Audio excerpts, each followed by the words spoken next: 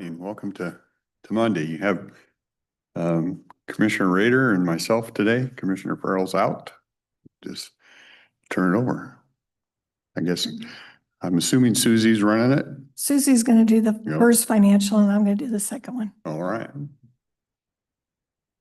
Is this set up to do the sharing? Oh, okay, there it goes.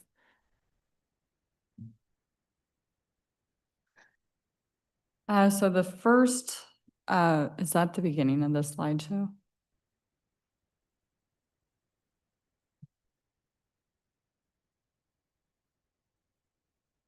There we go.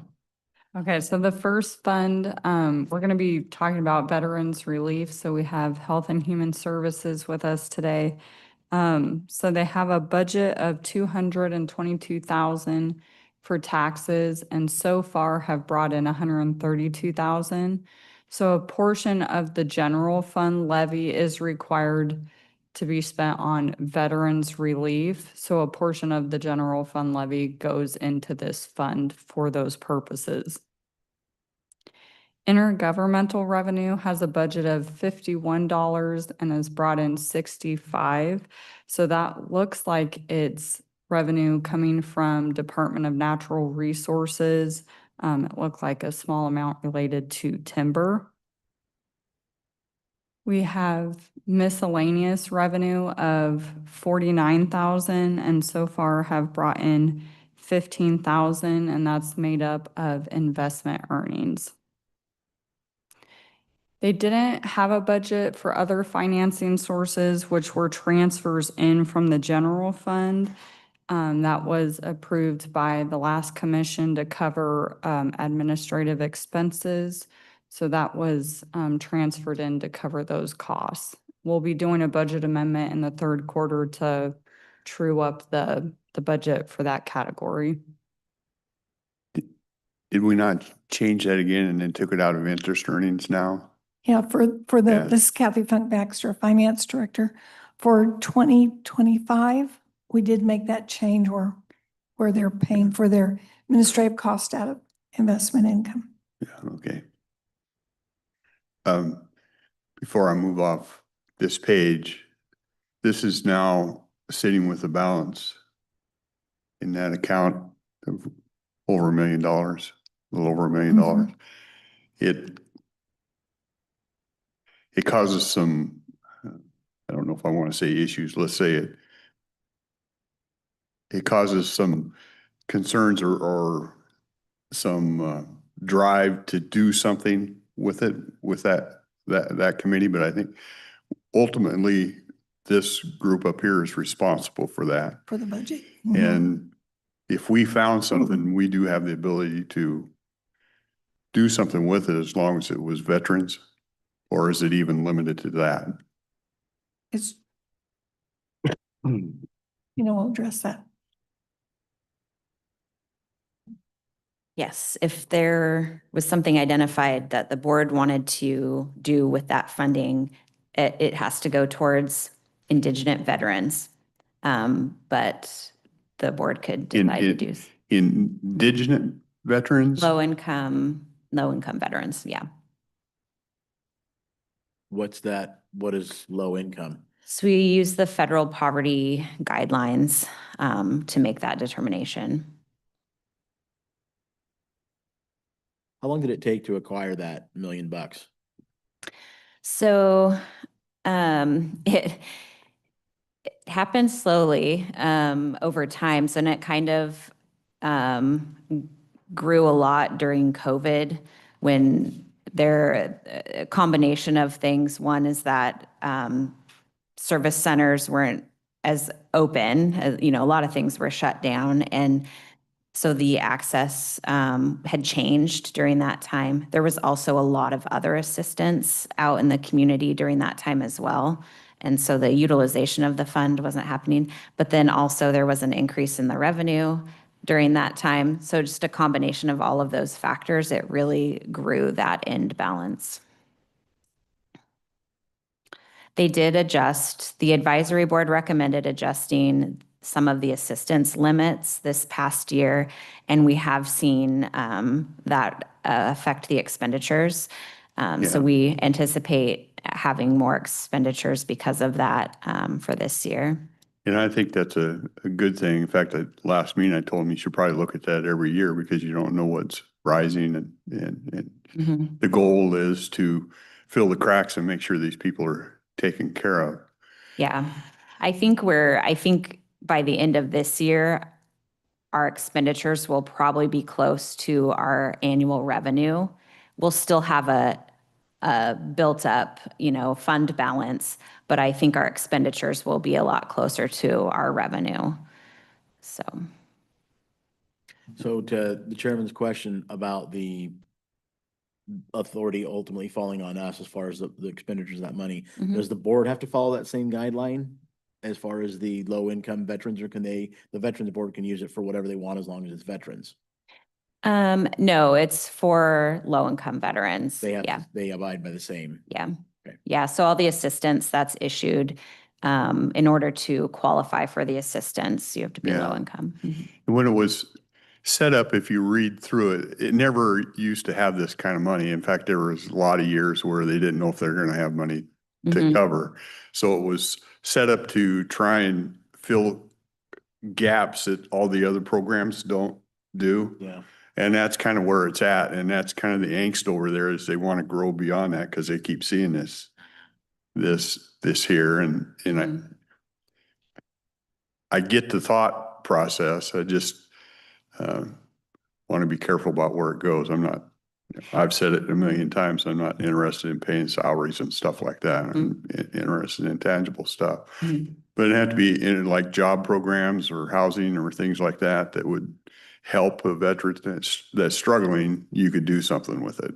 Yes, a lot of what's issued is for food assistance or occasionally like emergency car repairs, some help with utilities, things like that is what we typically see. Yeah, but we have talked before about looking, because we do have some built up there, we've talked before about looking at some different ideas, like with bigger organizations or, Yeah. geared towards a veteran housing unit or something like that. So there's certainly some other options we could look at. We haven't really gone down that path before, but yeah. Yeah. Thank you. Mhm. Next slide, please. So personnel, we have a budget of 32,000 and so far they've spent just over 14,000. So the bottom shows that they don't have any FTE allocated to this fund. And that's because the health department, they basically do job costing. So any employee that spends time related to this function would then allocate that time spent to this fund. So that's why there's technically no one budgeted for this fund, but we have personnel costs. Services has a budget of 247,000 and so far has spent about 86,000, which is below target so far for the year. Those expenses are going to be based on reimbursements. They're not quite sure when those will come in. So it's kind of hard to track that against a flat line target.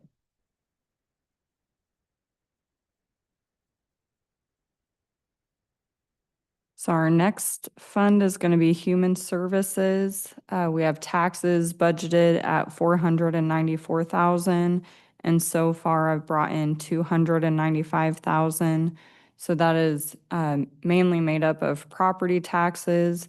So those collections will be pretty flat until we get closer to October. Intergovernmental revenue has a budget of 1.4 million and so far has brought in 50,000. So the large piece that plays into this of why we haven't brought in a ton is a fund that we're going to talk about later, Fund 14101, will be closing January 1st, 2026. So all that activity, now that the state's fiscal year is ended, will start rolling over into this fund. So all the revenue that was being recorded in 14101 will now start showing up into this fund as the department starts that transition. Goods and, And why are we making that change? It's just cleaning stuff up, okay. so goods and services has a budget of 13,000, and so far we've brought in just over 5,000, so we are right on track with that one. Miscellaneous revenue has a budget of 65,000, and so far has brought in just over 20,000, and that's going to be your investment earnings.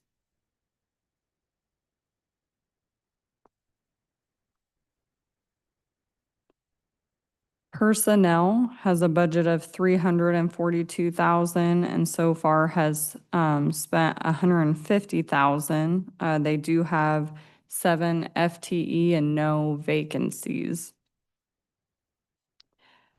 Supplies, we have a budget of 11,000 and have spent just over 7,000. So that is right on target for the year. Services has a budget of 1.1 million and so far has spent 147,000. So we should see that trend right along with the revenue when that other fund starts transitioning. We do have a budget for transfers of 91,000. We do expect that to be done in the fourth quarter for that transition.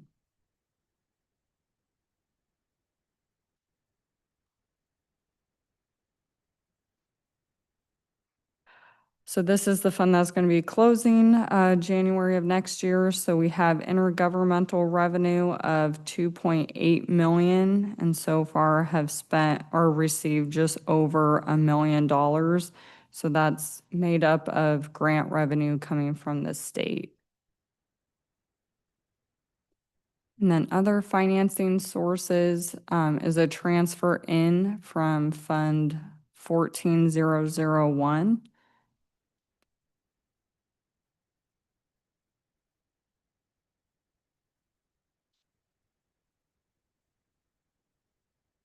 So personnel, we have a budget of 152,000 and have spent 88,000 so far this year.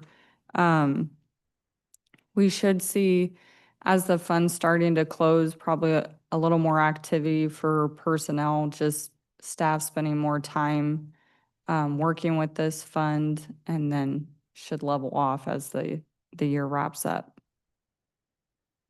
Supplies currently didn't have a budget and has spent 3,000 so far this year. That's something we'll look at truing up in the third quarter budget amendment. And then services has a budget of 2 million and so far has spent 810,000. And then we also have transfers of 32,000 and so far have spent 17. In this department, in this budget, what constitutes a service and who do we bill for that?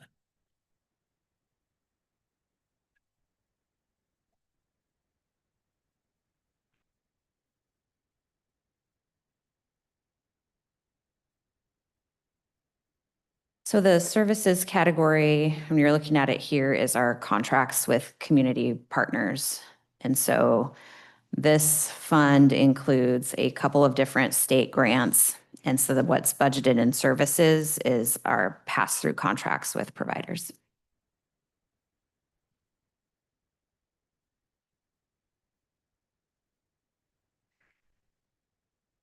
And it's all reimbursement, right? Yeah. Yep. Okay, so we have the Health Department, Fund 14301. We have licenses and permits. We have a budget of just over $1 million and so far have brought in 670,000. So we are slightly over target for the year. Intergovernmental revenue has a budget of 1.4 million and we currently have a negative amount. We did have to return funds to the grantor that we didn't spend. Goods and services has a budget of 623,000, and so far we have spent 313,000, or have brought in 313,000, so we are right on target with that revenue stream. Miscellaneous revenue has a budget of 161,000. So far, we've brought in 10,000, and that's going to be investment earnings.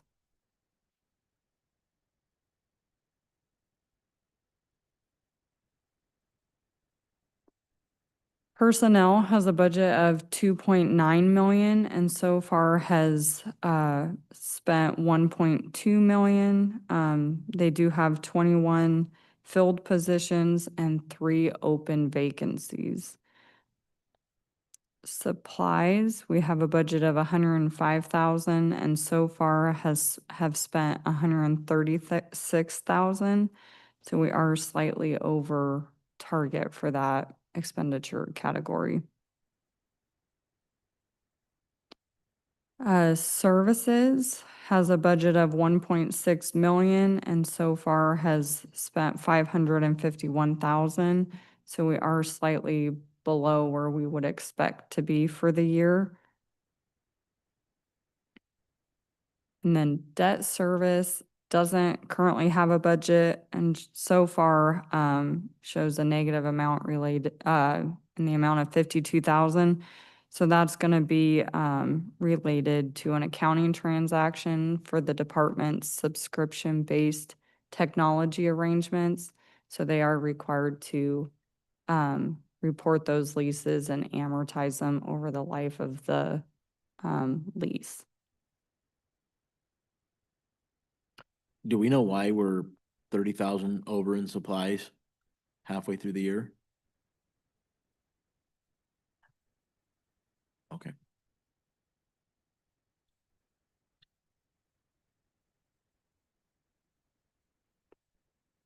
Low-income housing, so Fund 18401 has a budget for taxes of 171,000 and so far have not received any. So based on our follow-up with the department, this is affordable housing sales and use tax, and they typically start seeing those collections start in July. Intergovernmental revenue has a budget of 4.4 million and so far has spent or received 1.3 million. That's largely related to grant revenue. Goods and services has a budget of 587,000. So far, they've received 333,000, so they are really close to target. And this is document recording fees. So a portion of the fee gets placed into this fund.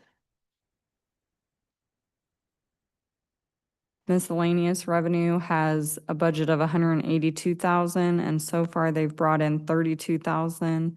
And again, that's just going to be investment earnings. Other financing sources has a budget of 75,000 and so far they've brought in 60,000. So that's a transfer from the Affordable Housing Fund.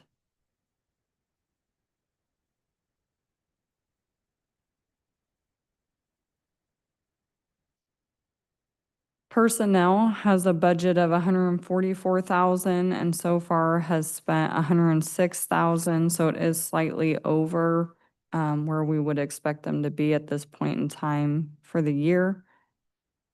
Supplies has a budget of $2,700 and has spent 528.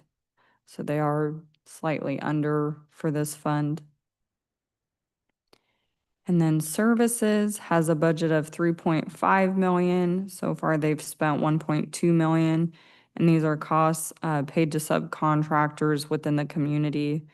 Those aren't going to occur at a regular interval.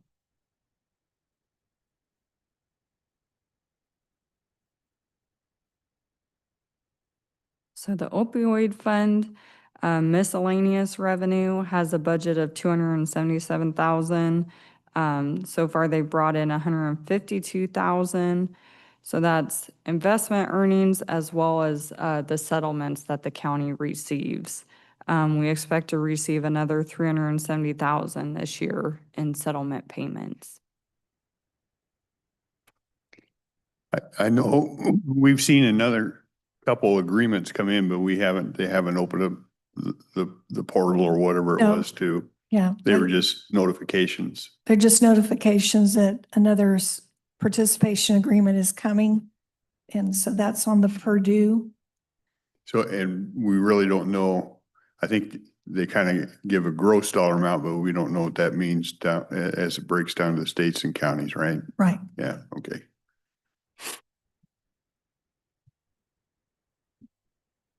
They did on the, just speaking about projected, they did provide projected numbers on their website now.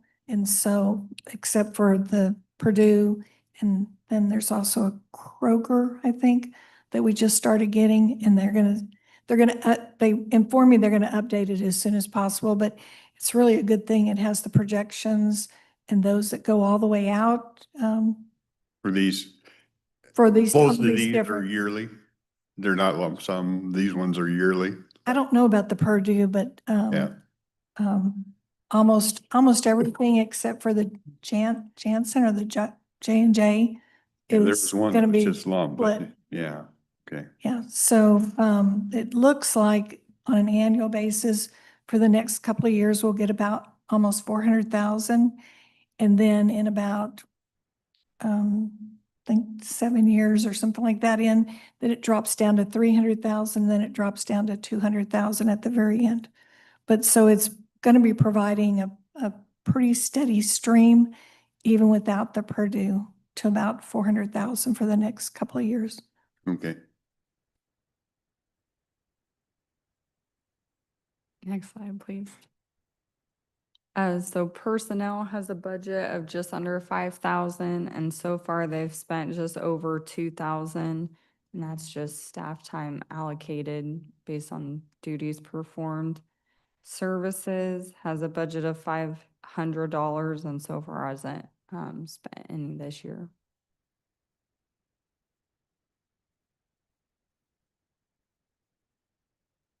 And that's all I have for you.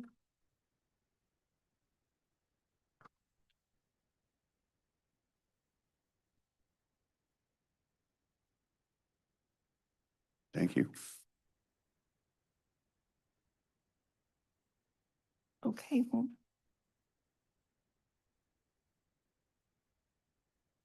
We'll go ahead and jump into the financial management. This is the monthly report that we prepare for you for the largest funds in the county and just a general overview. So Do we have anything else with HHS?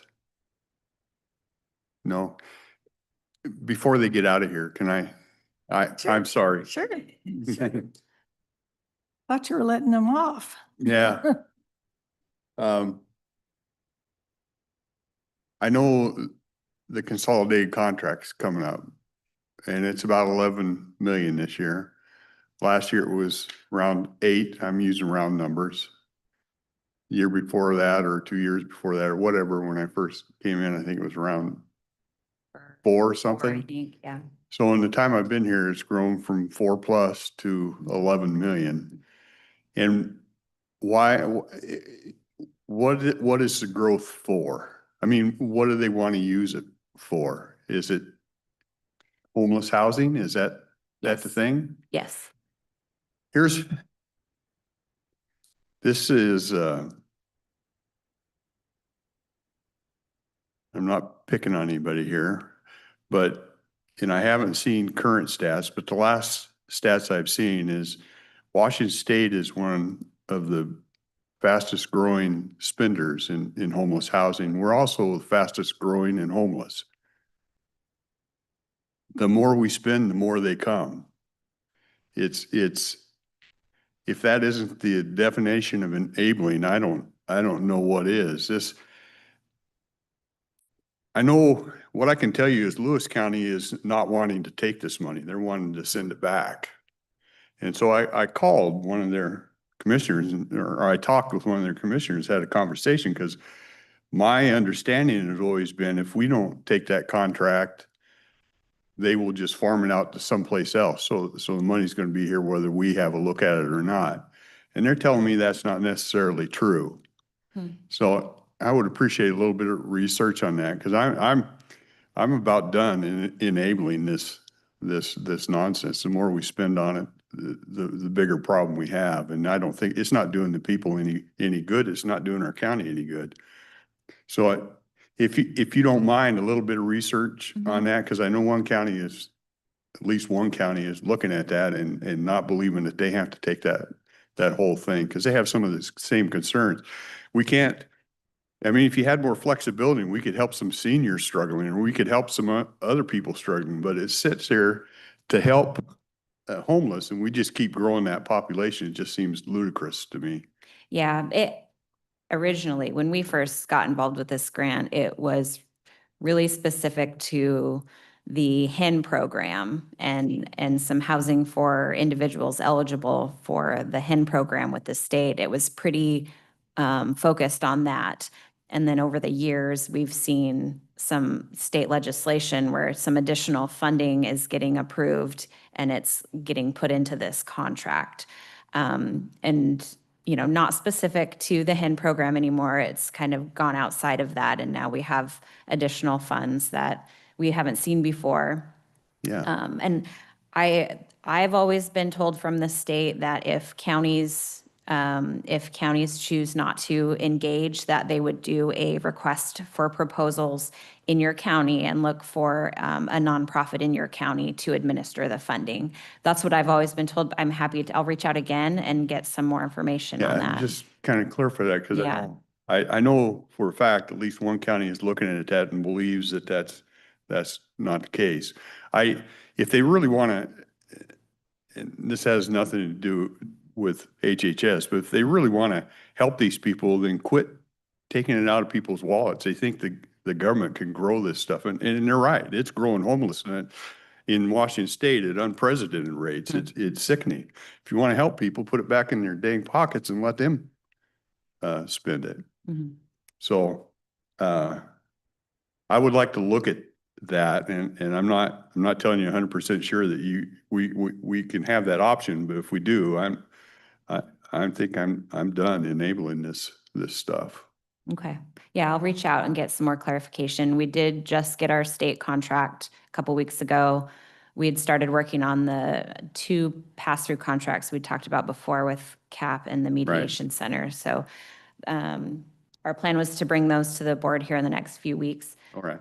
But I'll reach out and get some clarification on Okay. that piece. Appreciate Yeah. it. Thank Is you. that an all or nothing contract? Well, that's been our understanding. Yeah. And so my question, when I was talking to the commissioner up there, I said, my understanding is if we don't spend it, they're going to give it to somebody. It's going to get spent. And his says, well, we've reached out to our attorney, we reached out to Wasack, and I don't think that's true. And they were going to give me some follow-up on that, because they're struggling. The more you spend, the more it grows. And I don't think that does anybody good. Well, no, I agree with you. It's a downward spiral, because what happens is if you look at the number of NGOs that are all fighting for this money, Right. it's not only is the homelessness growing, but so is the NGO market. And as there's more money available, we're creating more nonprofits So for that money. So then it begs the question, is the money actually going where it's supposed to be? Exactly. In theory, if you're spending money on something, the budget should be less because it's improving the situation Mhm. and it's getting better, and it's going the opposite way. And to me, that's just enabling a broken system. And there's bigger things that need to be done other than just throw money at it. So I appreciate your help on that if you Yeah. can. Yep. I Okay. will reach out. Yep. Thank you. Okay, ready for finance. Sorry. Okay.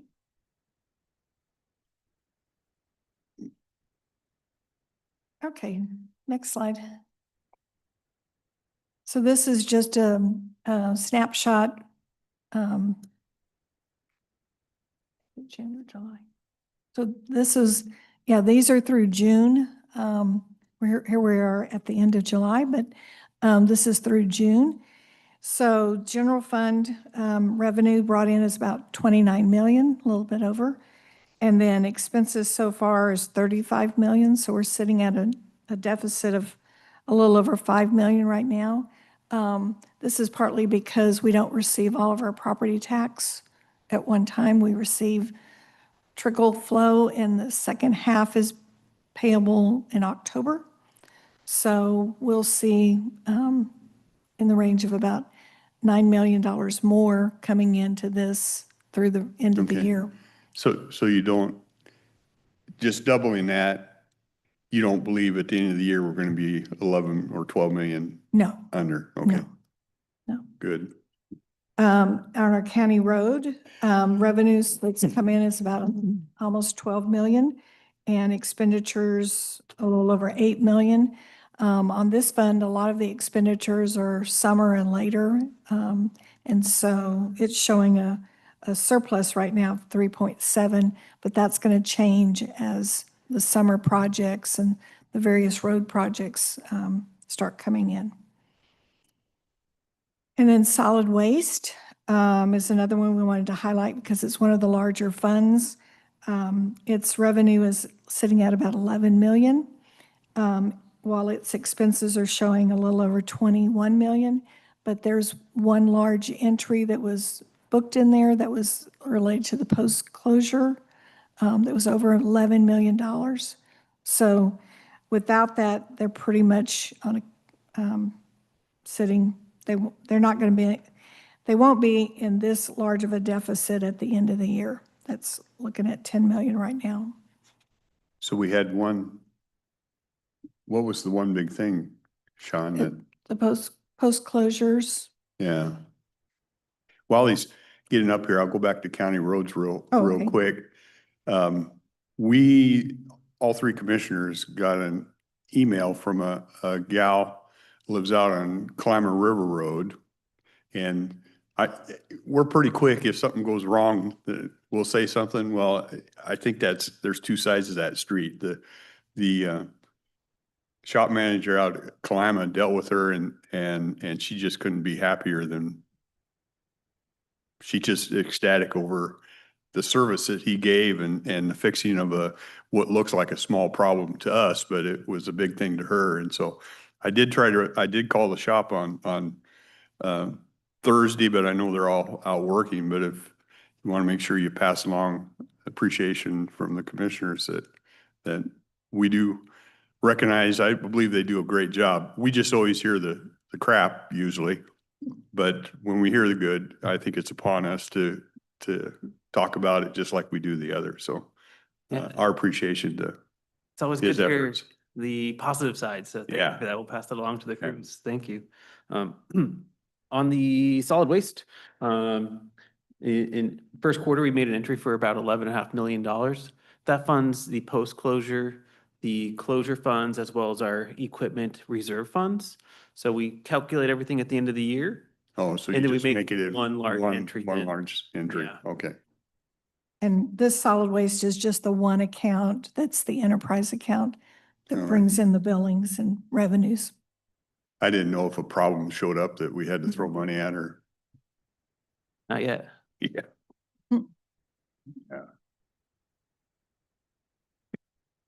Okay, next slide. And then this is revenues at a glance. And so this is just to look at some of the larger revenue streams that we have coming in to the county. In the general fund, of course, our personal property, our real and personal property tax is one of our largest revenue streams. And as I said, this one is based upon two large billings. One was April and one will be October, but we're sitting right at on target compared to last year. We brought in a little over 11.4 million, and last year at this time we had almost 11.2 million. So Yeah. no issues there. On our sales and use tax, we budgeted 11.5. We brought in 3.3. Last year at this same time, we were at 3.4. So we have a more detailed slide later to talk about sales tax. This is what Still we're, down a little bit. yeah, this is what we were talking about when we got in the budget. It's really that the funds that come in to operate the county are not growing as fast as the Right. funds required to pay for the county. And that's really the issue we're kind of running into. And Yeah. And this one we're seeing, I won't go into it again, but I believe it's the state and their doings up in Olympia that caused a lot of this, but yeah, this is one we're seeing about a 5% decline. yeah.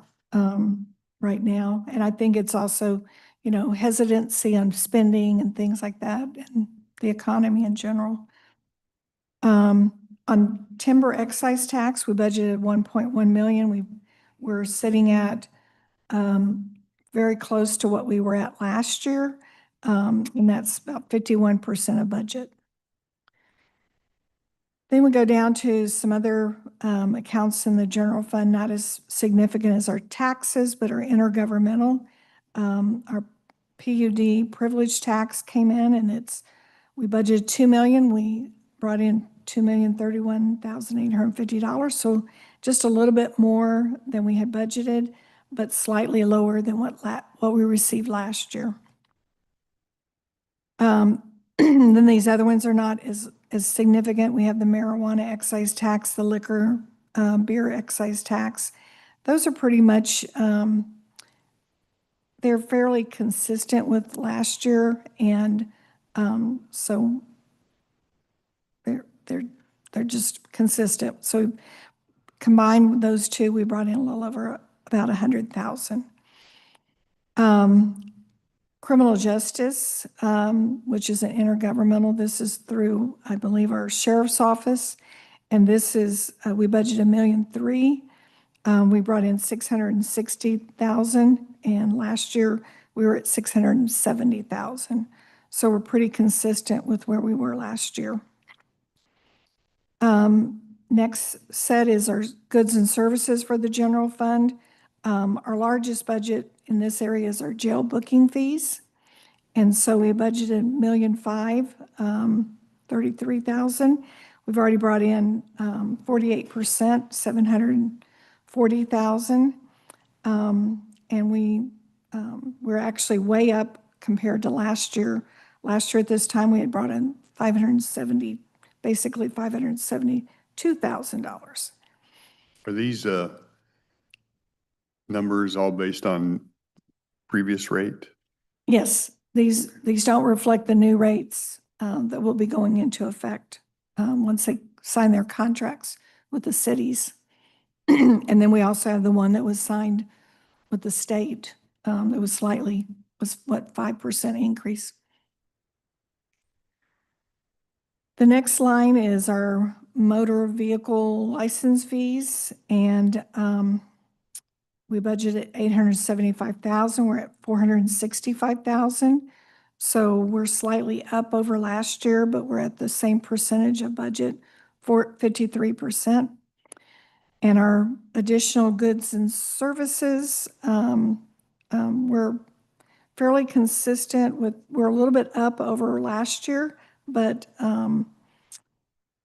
last year was 110,000 at this point in time. And this year's basically 145,000. And then finally, in the general fund, we have our investment income, rents. And so for investment income, we had budgeted $2,150,000, sorry, tongue-tied. And we brought in 930,000 so far. It's slightly lower than last year, but we're still on track percentage-wise for our budget. And other interest, that's a small category, and we're down a little bit compared to last year.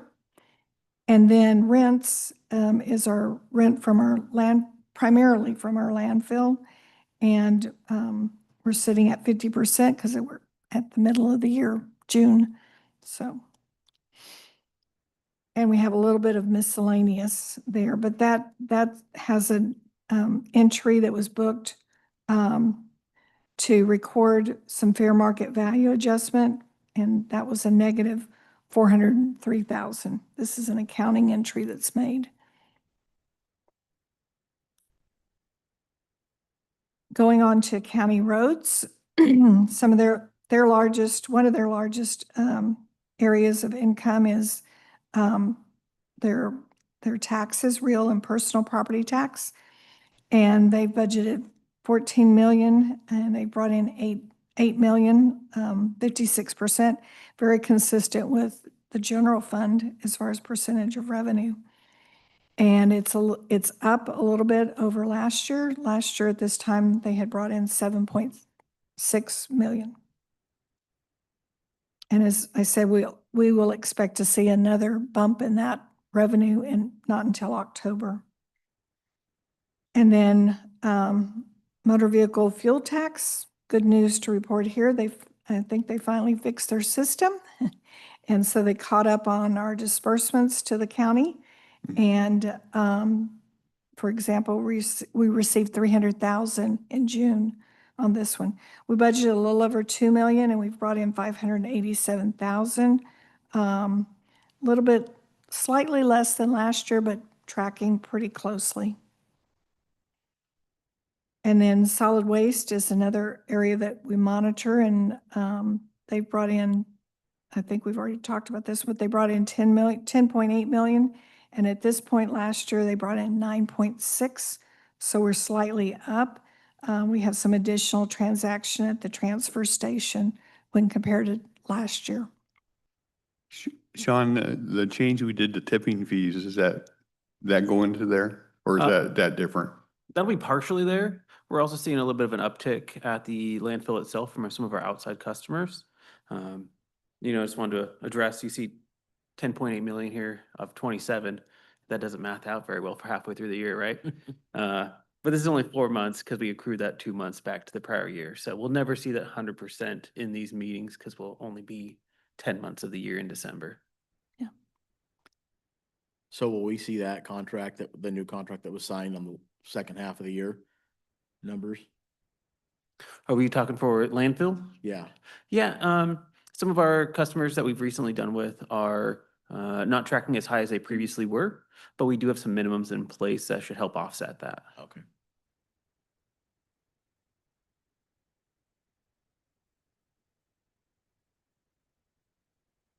Now we'll dive into the expenses by the major funds.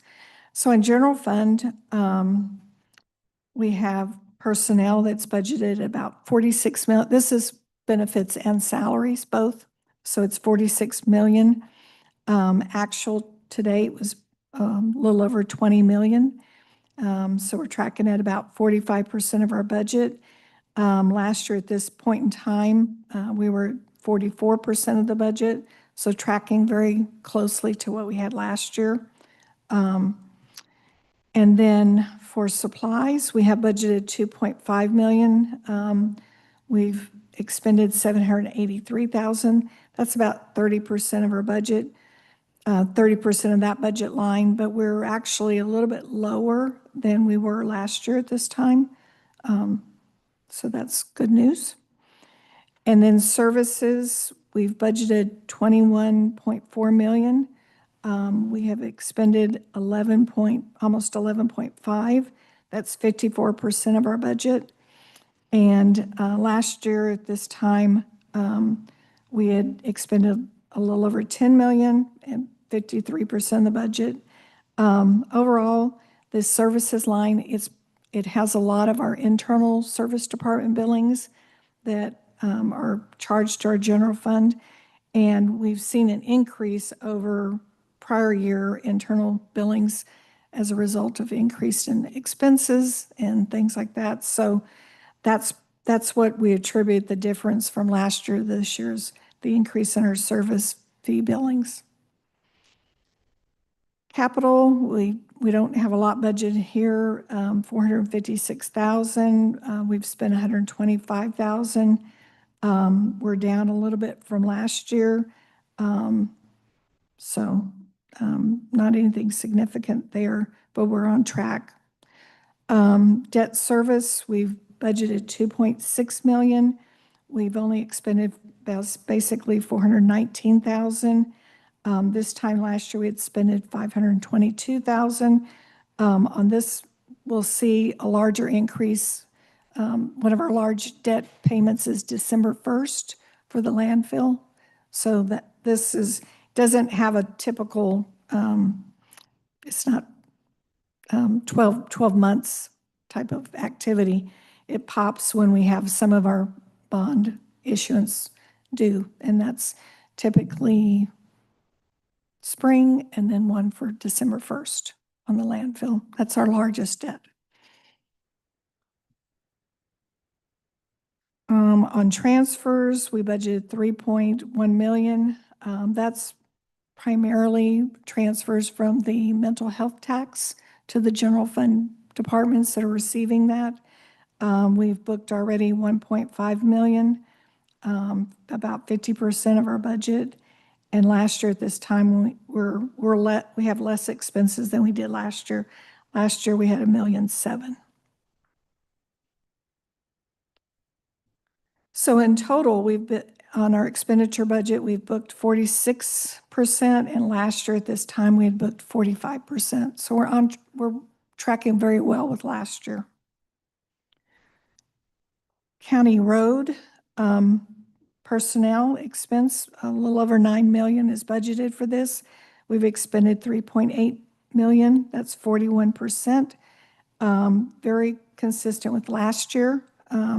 The last year's budget was 3.6 expenditures. Supplies, 3.5 million. We've expended 1.2 so far. A little bit higher than we were last year at this point in time. But Sean's here. My notes don't on supplies. Sure. Yeah. So as you guys may have known, we started chip sealing Oh, earlier chip this year in June. We started right at the beginning. I think last year we started at the beginning of July. So we're ahead of the curve on there. That's gonna be the majority of our supplies. About 1.8 million of that, or half, is our chip seal program. You know, we see those tanker trucks of oil coming in, that's a $13,000 bill every time. And we're going through 5 to 8 of those a day.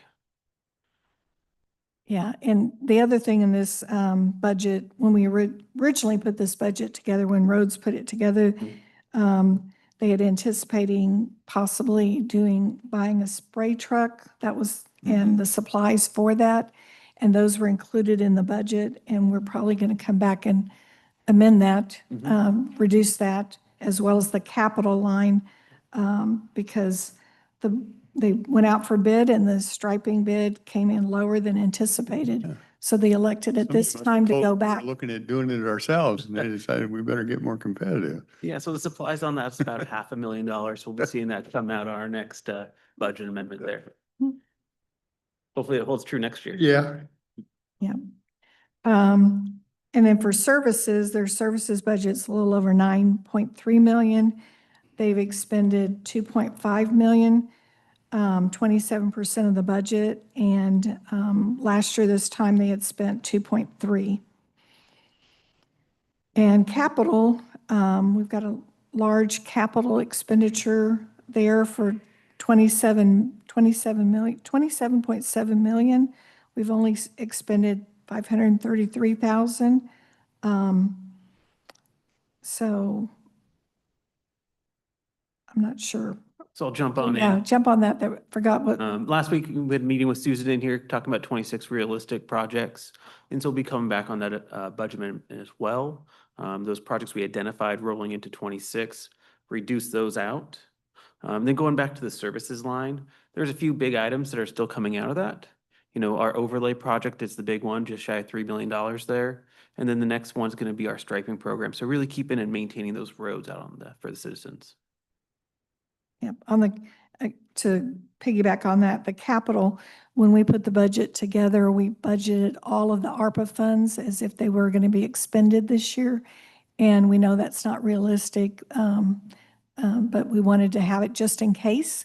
And so we will be reducing that budget and rolling those projects to 26.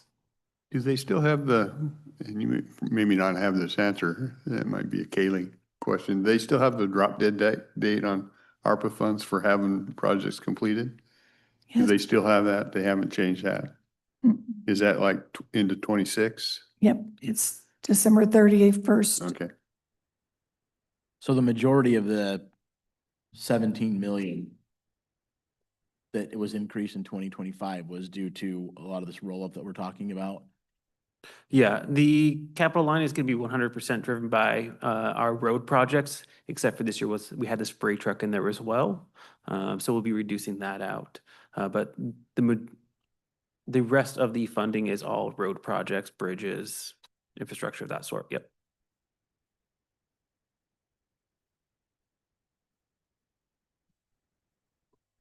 Okay, moving on to solid waste. Solid waste personnel was budgeted 2.7. They've expended 1.2. Pretty consistent with last year. At this time, they had expended 1.1 million. Supplies budgeted very consistent with last year. They budgeted 1.6 million. They've expended 867,000. That's about 54% of their budget. It's a little higher than last year, but some increase in supplies. Purchase of rock for the landfill roads was a special expenditure there. And then services, we budgeted 17 million. They've expended 8.1 million, about 48% of their budget. And this is related to some increases in internal service billings and also an increase of 100,000 for waste control payments for the first 6 months of the year. I just want to highlight, you don't usually see the budget go down by $5.5 million. So that was related to the PUD project and that not moving forward, so. Yeah, we had committed that money for that and it didn't. I think it was over 6 million. Yeah, it was a $6 Yeah. million commitment. Yeah. And then on transfers, we had budget 11.5. We did that transfer earlier in the year for 11.5, and compared to last year, at this time, it was 7.7.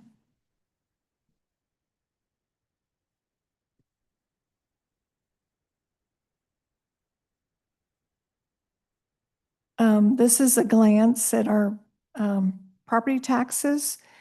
Like I said, we have billing for 20 million, and so far they've received year-to-date 11.2 of that. The majority of what's remaining will come in September and October. And then one thing to highlight is in that supplemental, the supplemental column, you'll see that for tax year 2021, I think it's 2021, that we have a large increase there, and this was due to a property tax settlement. So this is now on the books to be collected, which is in total $389,000 to be collected. Otherwise, this is tracking very well and consistent with what we've seen in the past on property taxes. And then we go to sales tax next, and this is where I was telling you the details. January, we saw a 6% increase over the prior year, but then it fell off and it's been about a 5% decrease every month since then. We're sitting at the month of April collections, which came through in June. But in total for this year, compared to last year, we're about $95,000 less. So nothing drastic. And we still anticipate making budget of 11.5. Because typically we see an increase in the summer months in our sales tax, and then again in December. So I'm hoping that we'll rebound on that.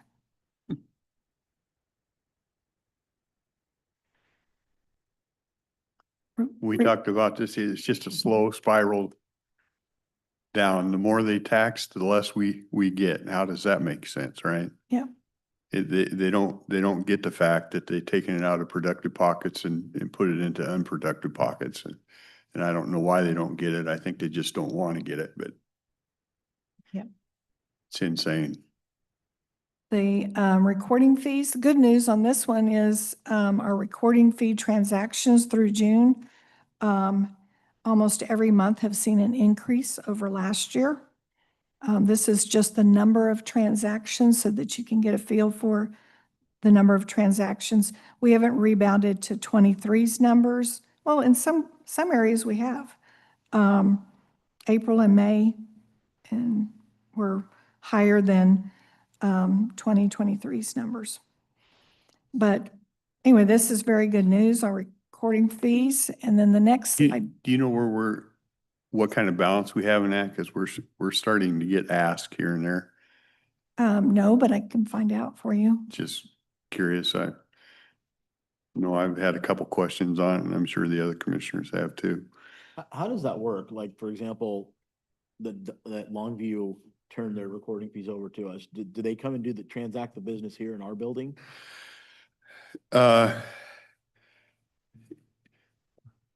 Let's see how to explain it.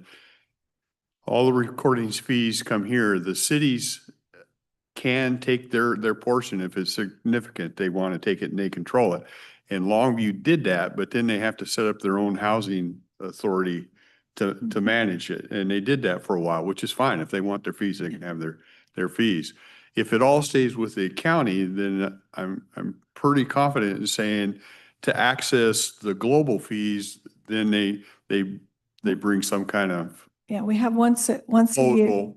Yeah, once a year we have a disbursement to the cities, and it's based upon a contract. And so that disbursement happens in February, where we turn around and we collect it, and then it draws interest, and we turn around and pay those to the cities, their share of those recording fees. Okay. Yeah.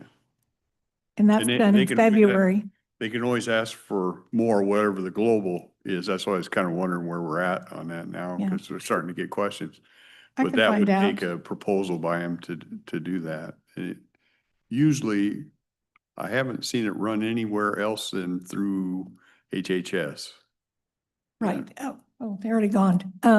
Yeah, so that, when we did their financials, you'll see that there was a transfer. It was about 50-something thousand dollars, which was the county's portion of that February disbursement. So Okay. it's not a lot of money coming through, funneling through on this. This is, when you see these numbers, these are the numbers that we collect for, and it's broken out into different areas where this money is, but the majority of the money goes to the state on the recording fees. Yeah. But the good news is we're up almost every month this year so far on our recording fees compared to last year. And even in some cases, we're up over 2023's numbers, which is really good. Oh, here it's showing what's coming in. Okay. And that's the end of my finance.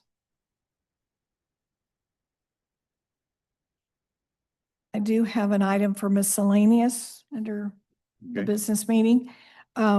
I handed out to you, we received 2 rural county public facilities applications.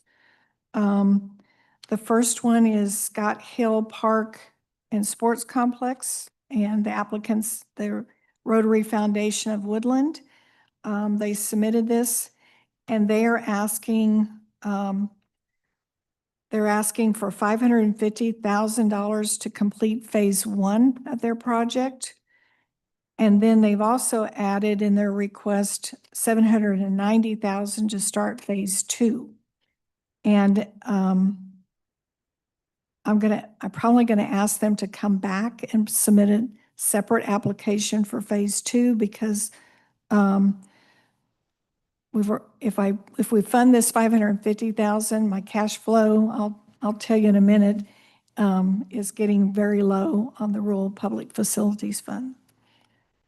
So, but anyway, this is to finish phase one, and they anticipate phase one with this funding. They'll be able to be operational in April of 2026. So that's good news. And be able to actually open. So they provided a lot of information about this multi-sports, multi-use sports field complex. Well, I would agree with you on the phase two. When they came in and presented, I usually don't like doing anything without all three here, but I know Commissioner Farrell was, I think we all wanted to see that park open, but I don't think we had a real taste for phase two at this point in time, unless I read it.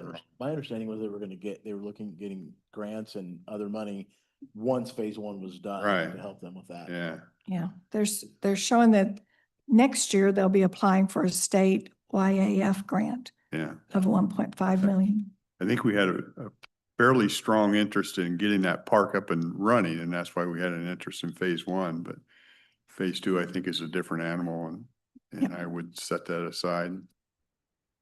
And then we have a second submission application, which is for Riverside Park Legacy Play Area. And this request is through the county's Parks and Recreation Department, and they're asking for 523,000. The total project is a little over $1 million, and they've been awarded a RCO WWRP grant. I don't know what that is, but Yeah, of 500,000. So they're asking for 523,000 on their application. I thought we had stored all money, dredge spoil sales, that was gonna bring that down. Are we looking at something different? You can't get it if you don't ask. Yeah. No, we do have money coming in from Cook Ferry.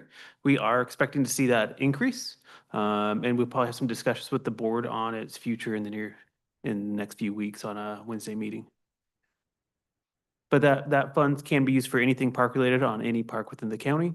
Right now, we're just trying to lock up a funding source so that we can accept the grant and start the process moving forward. Okay, So these funds wouldn't specifically be just for Riverside, is that what you're saying? So the grant itself requires it to have the funding obligated to accept it, the other half, because it is a 50% match. And so we're trying to obligate those funds, and then we may be able to move out of that if the Cook Ferry funding comes in stronger than we expect. so the goal is to whatever we authorize here to still use the Cook Ferry Mhm. dredge spoils money first before you tap into this, because the way it kept being explaining that we were expecting to hope to see around 300,000 out of the Cook Ferry funds, and that this would be a less request. Yes. Okay, So we asked for it all. I think that was based on some recommendations there. But we do have other funds available for these. Yeah, so my recommendation on this project, because my cash flow, after we pay all of our commitments for this year, my last commitment is to Port of Longview. And it will bring my cash down to about $1 million, $1.1 million. And then if we fund both of these this year, then it will bring my cash down at the end of the year. Anyway, bring my cash flow down to about $1 million, less than $1 million. And I calculated 143,000.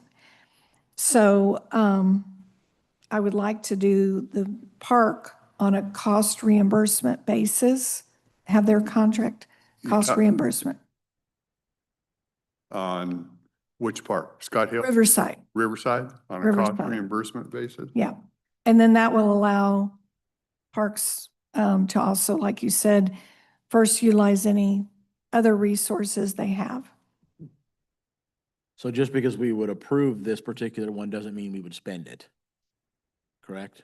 Correct. Correct. And that, if it's if we approve it and it's a cost reimburse, that doesn't affect our CO, they're good with that? Yep, that's Yeah, pretty normal that's- for our grant opportunities is a reimbursement basis. And if we did that, you would be comfortable with these? I would be comfortable with these. We had made some other commitments to the Port of Longview for next year to give them 500,000. So that will have to come out of next year's money pretty much. So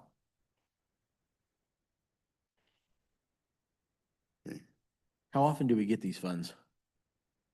we get these funds every month. It's a tax credit rebate from the state. Oh, the 0.6 or Yeah. whatever that is. Yeah. Mhm. And so we get this money every month. But And over a year? I know Woodland needs their anywhere money from now. 2.8 to 3 million? Yes, Each year is fairly. that's what we're receiving. So I recommend that we approve the Scott Hill Complex Award and the Riverside Park awards, with the Riverside Park being a cost reimbursement contract. Did you go with it? Did you hear anything from Commissioner Farrell that would suggest otherwise?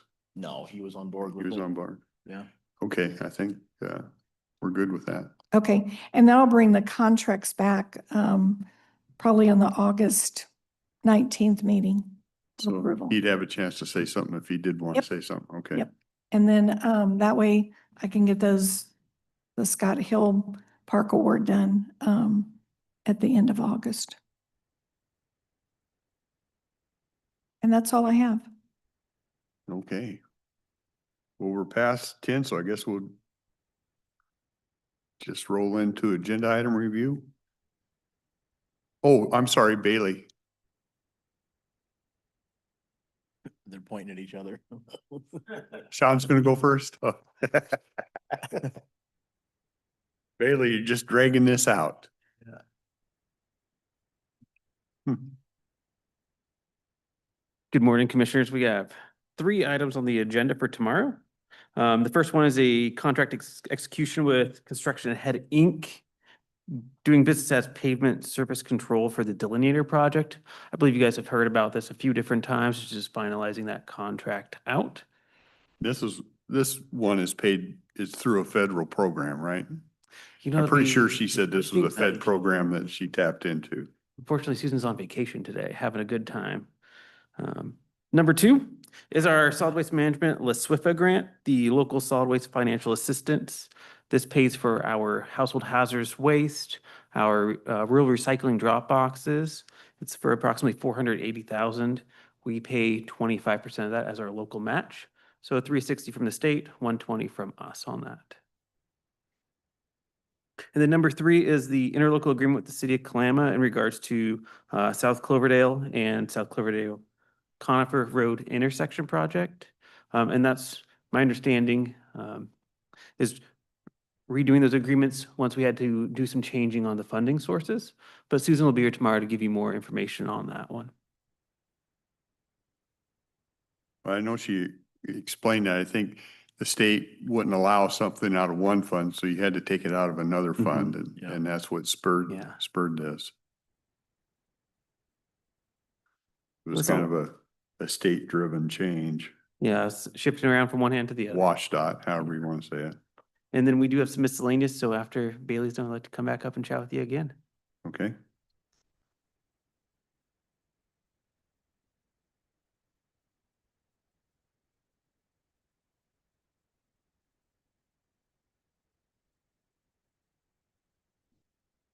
Bailey Silva, Public Records. I just have one agenda item, which is updating the county policy. We did a major update last year. We forgot a couple things, so there's just a couple small changes that we made to reflect processes that we already have in place.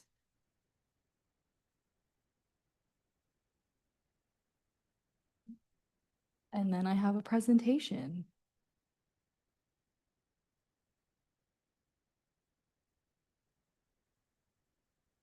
Okay, this is, last year I did an annual BOCC public records overview. This is just an updated one.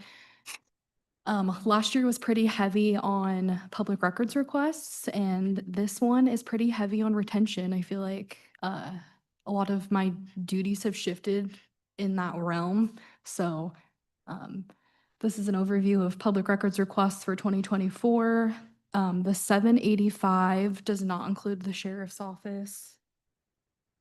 Including the sheriff's office, they received 3,061 last year, so significant more than us. Wow, Yeah. wow. Yeah, they're heavy hitters for sure when it comes to receiving requests. You uh, you told me not to ask you a ton of questions, but do do you, do you know of that, of the sheriffs, how many are the body camera stuff? Any idea? I don't know the exact amount, but I could ask Julie Harris. I'd be curious how much it's added to their load. Yeah, they did have an employee who really did a good job of doing the body cams because it is a complex process to redact the audio and the visual side of it, but I don't know how many exactly that they've Okay. received. Which this was a 200% increase from what we had received in 2020, just about 200% from 2023, which I thought was interesting. I don't anticipate that we'll receive 785 requests this year. I think last year we had 2 anomalies that I wouldn't predict occur this year, but I, can't predict anything when it comes to what requests we're going to receive. And just a recap of kind of things we did last year was Shani was hired in like October of 2023. So we began to transition all the departments to the centralized model in fall of 2023. We did that slowly and we finished that in spring of last year. We updated the public records policy to reflect those changes.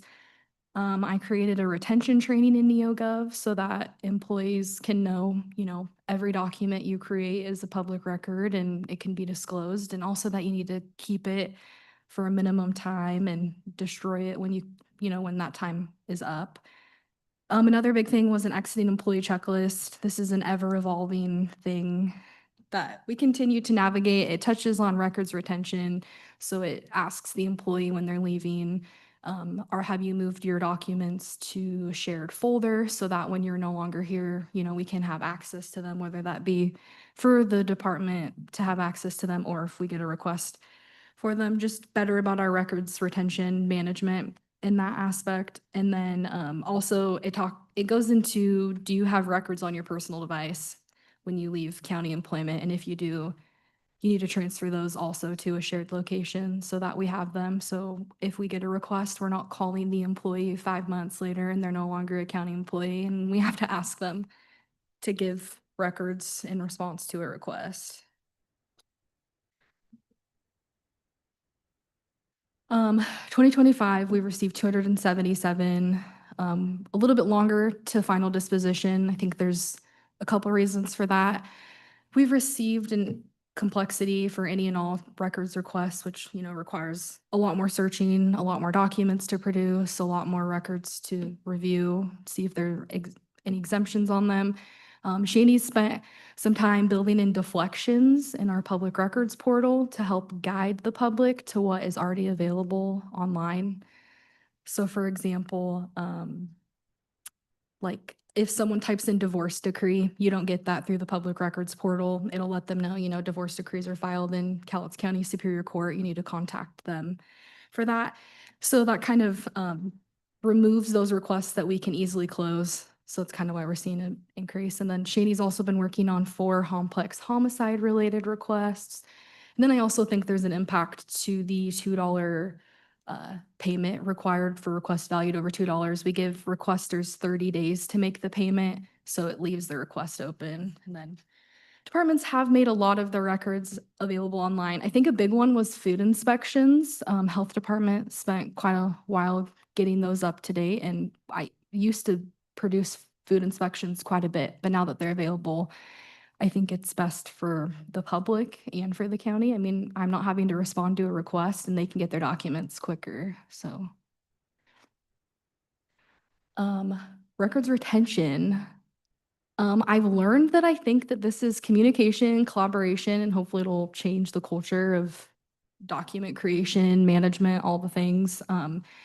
Big goal was countywide training, providing employees the tools to succeed. I've made a lot of the retention schedules, checklists, trainings, all the things available on the internet.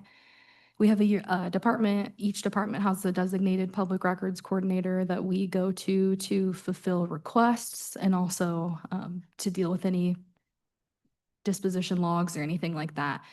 And then support on our end, we try to be ongoing and responsive, which I think also we are that way because we have a supportive and responsive legal team and also Washington State Archives. I joke with Bonnie in the Olympia that she's my phone a friend because I don't know all the answers to everything and we're learning all the time on how long to keep things for and no situation is the same. Bailey, on, as far as the retention goes, you have department designees. But it's done by default through our IT department, right? I mean, everything that is generated through our system, we already hold back and then when somebody requests it, we withdraw it and give it to them? Or does each department have to go through and make sure that it's being retained? Right now, most of our systems are just set up to keep everything. Yeah, but we pull those things. IT does not. Yeah. I think a lot of the conversations with the coordinators is, if someone has something on their desktop, which they shouldn't, things should be kept on the server. You'd have to have that employee pull it or have the coordinator work with that employee.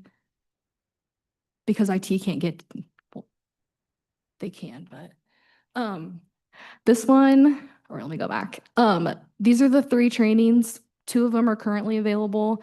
I worked hard on making this electronic communication one to reflect the policy that the board approved earlier this year. I've worked with Travis on this one. I've touched a little bit on it with State Archives too, just to make sure some of the ideas that Travis and I had are okay to implement from their perspective. But that has not been deployed yet because we are still working on deploying Microsoft Teams, and that's what that's heavy on. We don't have to read this whole thing, but the policy that the board approved was that, Teams chats are to be used solely for transitory communication, and this is like a workflow for employees to use to help them identify if the document is transitory or not, because I think sometimes that can be complicated. And like I said earlier, no 2 things are the same, but hopefully this can give a little bit of guidance for employees. This was the big part that I worked with the state to get the okay on was if communication does evolve from transitory to non-transitory, what should we do? Because I did think we needed to have a process in place.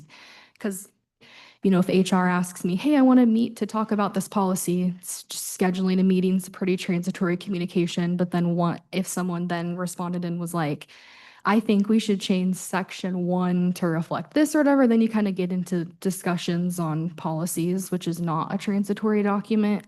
So this is the best we can do at the moment, which would be to stop and screenshot the conversation and send it to IT created a retention@cowlitzwa.gov email. So have the employees send the screenshot to the email, and then that way we have it on our end. We can disclose it. We can look in that email in the Barracuda archiver.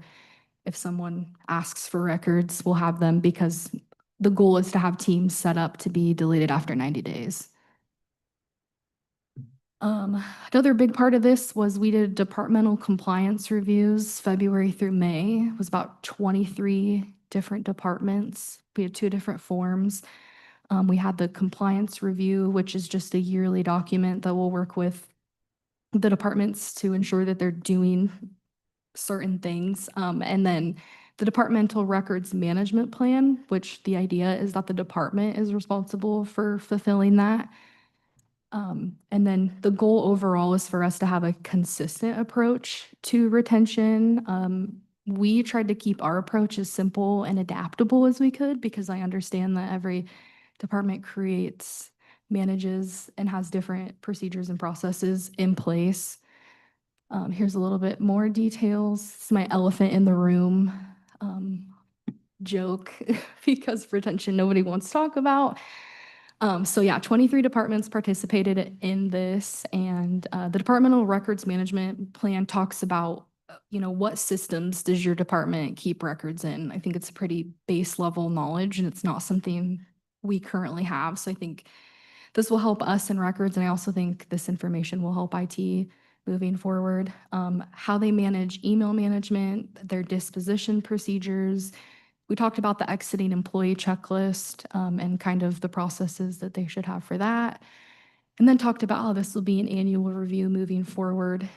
And then the compliance review, which is more for us to fill on their behalf to ensure they're meeting these standards, is that they do have a coordinator and that the coordinator is responsible for working with our records and that they fill out the management plan for for all their records, and that also just strongly suggested that the coordinators in the departments are taking retention training so that they have baseline knowledge of things and that we are getting rid of records.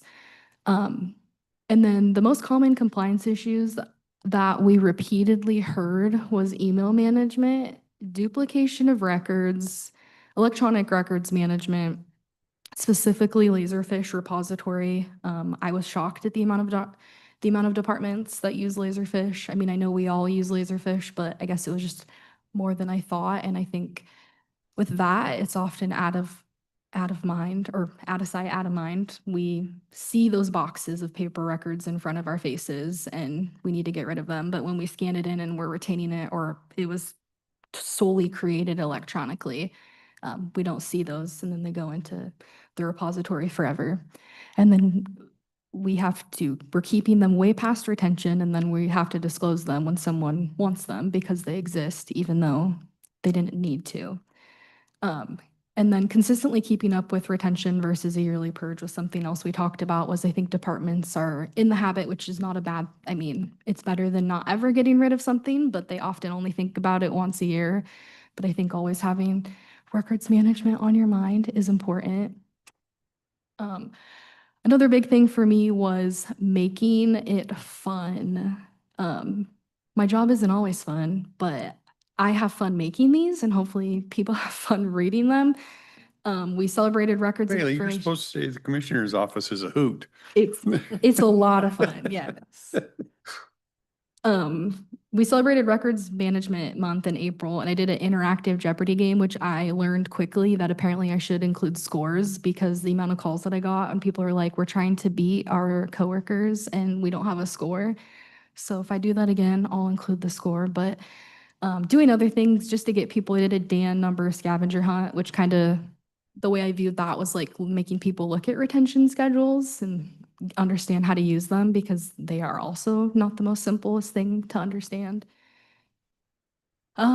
Looking forward, I'll touch on these independently. I have a disclaimer on this one.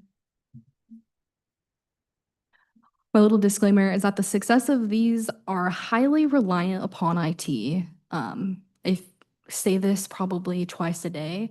I am feeling more like an IT employee every day. But so a lot of these things are IT related, and I think it requires us to collaborate.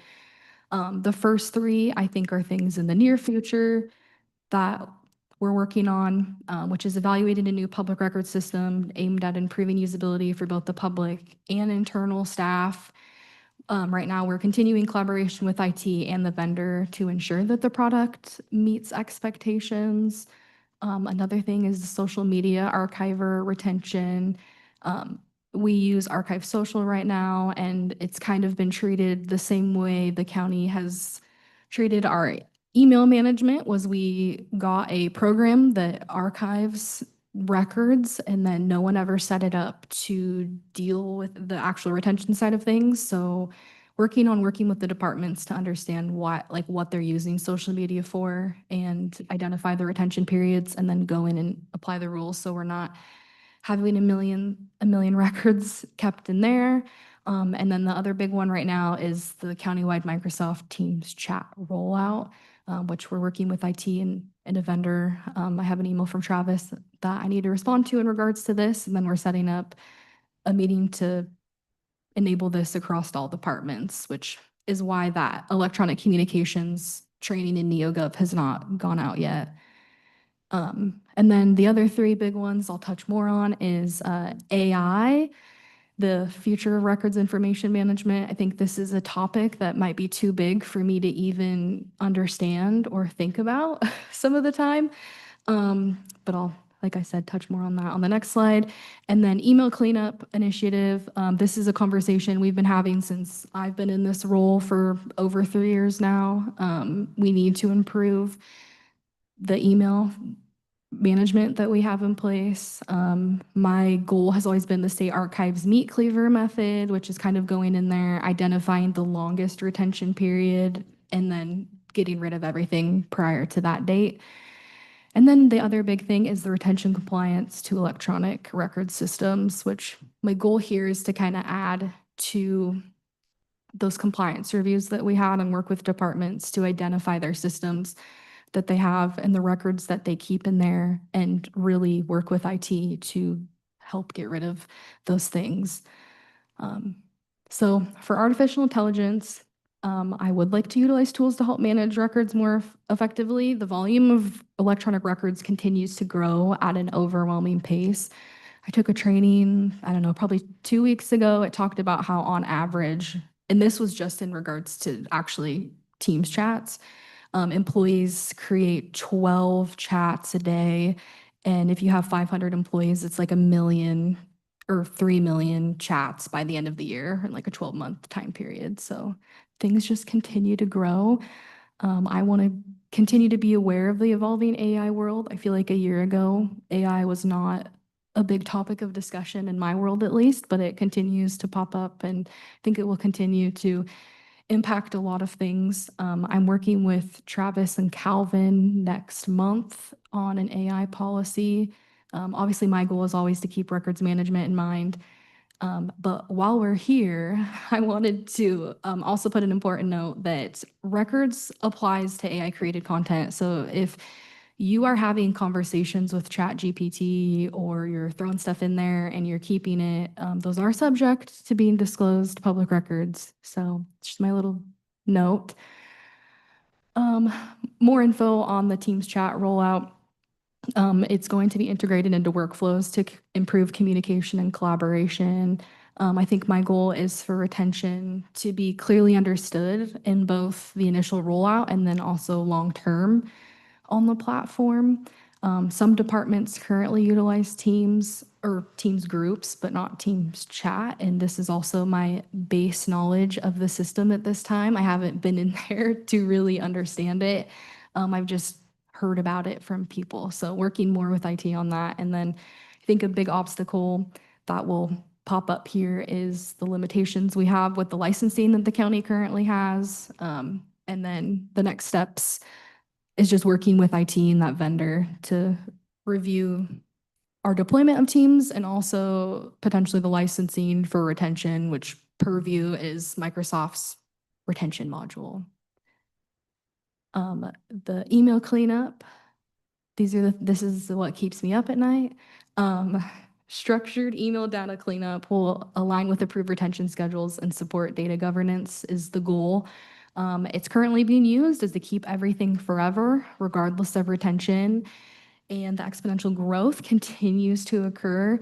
Some of the obstacles that we've identified in our meetings that we've had about this is it's a little bit complex, but there's the exchange, which is what, you and I open, when we open Outlook on our computer, we're opening Microsoft Exchange. And then when we are using Barracuda, we're in the archiver. So the records exist in 2 places, but for public records disclosure purposes, I'm only going into the archiver because everything that is in your Exchange also exists in your archiver. So we can't get rid of things out of the archiver and not also get rid of them out of the Exchange. They need to be dealt with in both places, which I think just adds a little bit of complexity. Also, the conversation of automation versus end user responsibility. I think compliance is important to be given from legal, IT, records, leaving the end user responsible for making those determinations, I think is a little bit difficult. And then technology tools, AI, and then also an expiring contract. Our Barracuda contract is up, I believe, in December of 2027. So Travis and I continue to have conversations on this topic, and I feel like always will. This was just, I was proud of this, so I wanted to mention this, was in 2022, I did a presentation to the board with Kim Hort on, it's a little bit hard to see, try to fit it all on one slide, but the top left graph shows the emails that we've accumulated in Barracuda up into 2022, which was about at 25 million. At that time, we had taken the average growth per year and calculated the potential of what it would be by 2030, 2030. And I estimated we would have in 2024, we'd have 31 million. In 2025, we'd have 35 million, and we have just shy of 32 million emails in there, which just should not be the case, but unfortunately that's where we're at. So hopefully we can continue to make improvements on getting a tool to help us with that, or whatever that may be. Just a little bit more on the electronic records systems. My goal is for all departments to be consistently meeting records retention requirements through the annual review, proactive education, and then collaborative support on our end. I think paper records are generally well maintained across departments. We have some documents in the annex that I want to start tackling that have dust on the boxes, sort of things. But the electronic management remains a significant challenge, and many systems lack retention practices. I think obstacles, again, are technology tools, staff resources, and then also knowledge on all of our ends. But again, like I've repeatedly said, we continue to learn things and grow and figure it out. So the next steps on my end would be to identify systems and owners of the systems, and also what DAN numbers for the records exist in those systems. And then in a perfect world, which I've learned I can't live in a perfect world, would be to implement something like this. But I think it's more sustainable to actually work on like an implementation plan to how we can go about doing this so it is long-term sustainable. And then this is cheesy, but I'm going to say it anyways. Records management touches every department and every employee. Sustainable and effective records practices rely on a shared responsibility. One of the things that Shani and I repeatedly told departments is that our goal is to make progress and be better, not to be perfect. I think retention is not something that has been a focus for a long time. So each improvement that we make brings us closer to a more efficient and compliant organization. And I think that is directly impacts the employees of the county and also the public too. So that is my presentation. You did good. I happen to haven't been here that long. I've been here long enough to see some of the activities and the stuff come through and the wait times and stuff before we centralized it and you took it over with Shani, and it's been massive improvement. It is it's one of and I agree with you, it's kind of the elephant in the room. Nobody wants to talk about it, but I'll tell you, statewide, there's people out there that file reports, and the only reason they're filing them is to look for an error because they make a good living off the fines. It's become a business model for some. And so it's it is an exposure area. So it's something we have to pay attention to. And I think you guys have done well with it. It's a tough one to keep your head around for sure. And So real quick, maybe before you leave, am I understanding you to say that we can do better as far as the retention goes? Because my head was spinning as you were talking about the retention part of it.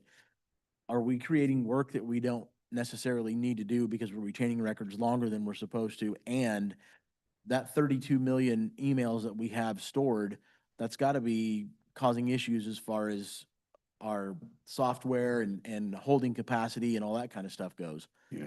Yeah. My favorite example of that is I got a request one time for Dennis Weber's email communication, and every time you accept a calendar invite, it goes like it creates an accepted email, and that's thrown into the Barracuda reviewer. And I think I probably looked at like 200 emails, and that person who requested those records also, that takes time. I don't know. I click on every document I disclose to make sure that there's nothing in there, but it is time consuming for us to keep those records, for us to look at those records. It takes more time for us to fulfill a request for likely the individual did not want to see Dennis's accepted calendar invites, but they're in there. So I have to disclose them. And I did ask Travis actually about the Barracuda side of like us retaining data in Barracuda. And I don't believe Barracuda is currently a system where we pay for like the volume of data in there. So that's not an issue with that specifically, but I think that issue exists on the servers, on Laserfish, all that sort of thing, but not in regards to emails.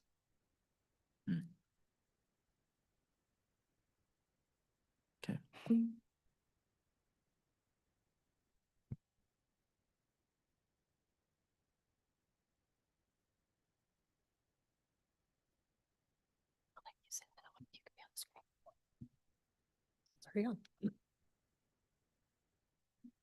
Good morning, Commissioners Rader and Mr. Dahl. I am Anna Lunde, right-of-way agent for Cowlitz County Public Works. Today, we have 2 items for miscellaneous agenda for Public Works. We have a right-of-way easement for power underground. A gentleman named Donovan Ziegler had purchased a property over on Clark Creek, 749 Clark Creek Road.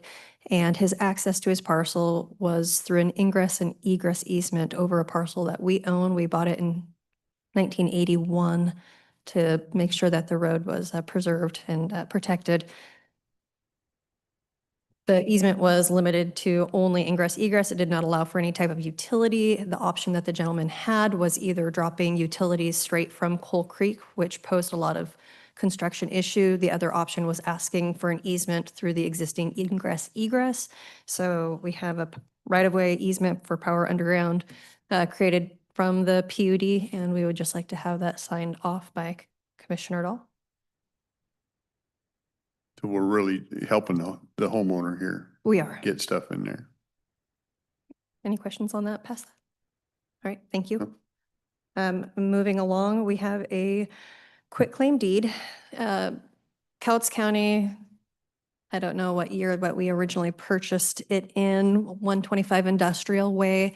A piece of land was titled fee simple to Cowlitz County because in the early days, we titled all of our properties into Cowlitz County and not simply into the name title of the entity that was using it. In this case, Three Rivers Regional Wastewater Authority. And so we have the parcel of land that is currently titled as fee simple Cowlitz County, Washington. We would like to quitclaim that over to Three Rivers Regional Wastewater Authority. Sean? Yeah, so Three Rivers left the county quite a few years ago during one of our reviews of some of our simple properties we had. This pump station was still under Cowlitz County's name. All the fees and everything were still being paid by Three Rivers, so all that transferred appropriately. Is just cleaning up the record on this one. Any questions on that? Yeah. Might give you some paper to sign if that's all right. Yeah, that's fine. Sure. Alrighty. Thank you, Commissioners. Thank you.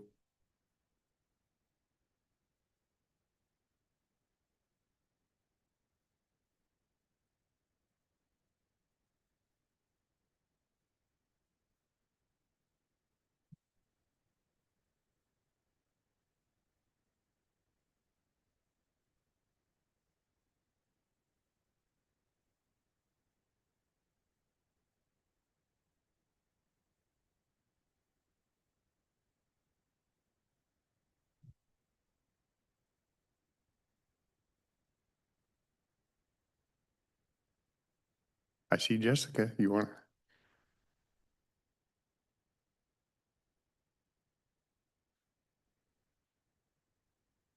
Good morning, Jessica Warren, Human Resources. I just have one follow-up request from Public Works this morning. They're requesting to start their new Longview shop supervisor at step 4, which would be about a 8% increase from what they currently make with overtime and out-of-class pay. Okay. Perfect. Okay. Thank you. And that's all I have. That quick? That's all. Kathy, I had one more question. I'm sorry, I had one more question pop in my head for you and just see how we handle it. Is that a function the other night? Well, a meeting the other night, Commissioner Rader and Commissioner Farrell were there, and we were listening to Senator Wilson talk. He talked about things at the state, and one of the things he brought up at the state, and I'm trying to remember the number, maybe you remember the number, the tort claims that the state pays that never get shown as a line item, and it was just an outrageous amount of money. And to me, and I know we have tort claims. Do we line item them, or are they put into departments that the claims about, or how do we handle? So Kathy Funk Baxter, Finance Director. At the county, we record a contingent liability on the books through comptrollers, through the financials. So they look at what items we have open, and we footnote those in the financials, and they'll book, if they need to, a contingent liability on some of those claims. But as you know, our exposure, because of being with the risk pool, is only 100,000 Right. on each one of those. And then thereafter, the risk pool picks up that. So the risk pool is actually booking a much larger contingent liability than we would ever book. Than we do. Right. Although you could argue it's reflected in our premiums. It's reflected in our Yeah. assessment, yes. I think his point with the state, gosh, I probably got this wrong, but I thought he said it like close to $1 billion or something that they pay out in tort claims. And really, when you think through the process, state gets sued, they pay the claim. Well, who's paying the claim? Actually, it's the taxpayer paying the claim. And the amount is getting so big, he wanted it to be a line item so people could actually see what kind of stuff I want to say it comes was through. double the state budget, the pending tort claims that the state has against. Yeah, yeah. And then we heard last Tuesday, the state's paying a fine of whatever a month because they haven't closed Western, and that's all the stuff that ends up going to the taxpayer. So it made me curious and ours are nowhere near that. I'm not saying we're even close, anywhere even close to that. Yeah, But- so we have the one account that we budget. It's called claims liability. It's its own fund. And previous to this past year, we had been putting in 100,000 each year into that account. And then starting in 25, we put 300,000 budgeted for our portion of the deductibles. But, okay, Yeah, Perfect. and so we just barely squeaked by on that 300,000. yeah, That's the extent of our expense right now. yeah. Okay, thanks. It was just came to mind.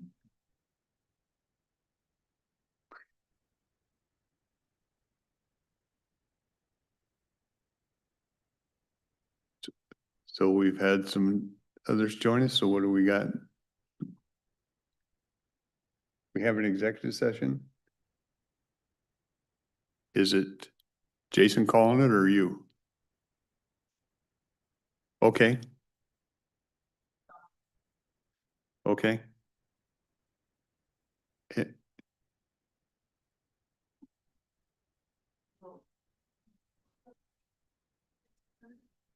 Yeah, and what's the potential litigation?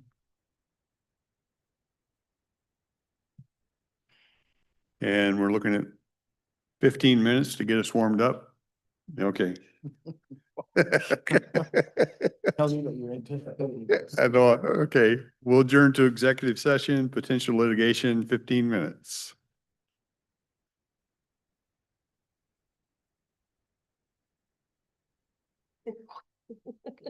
Good morning.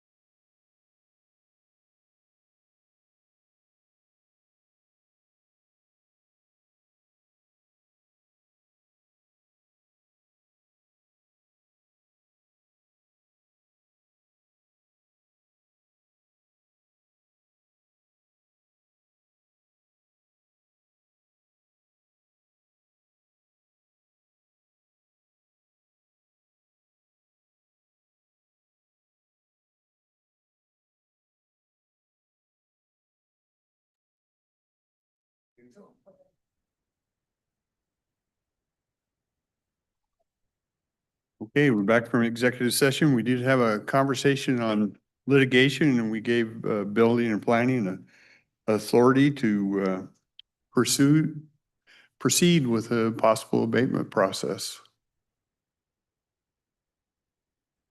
Okay. Anything else for the good of the order? All good? Okay, we will adjourn. Thank you.